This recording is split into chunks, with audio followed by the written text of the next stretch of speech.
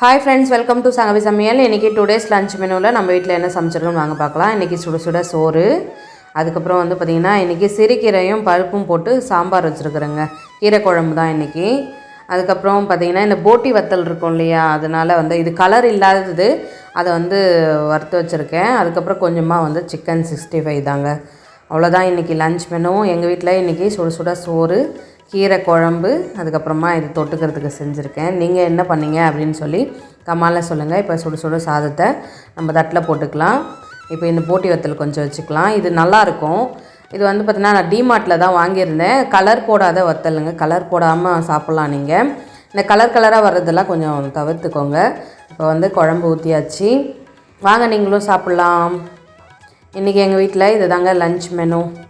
இந்த வீடியோ பிடிச்சிருந்தால் லைக் பண்ணுங்கள், ஷேர் பண்ணுங்கள், கமெண்ட் பண்ணுங்கள். நம்ம சேனலுக்கும் சப்ஸ்கிரைப் பண்ணி சப்போர்ட் பண்ணுங்கள். Bye friends.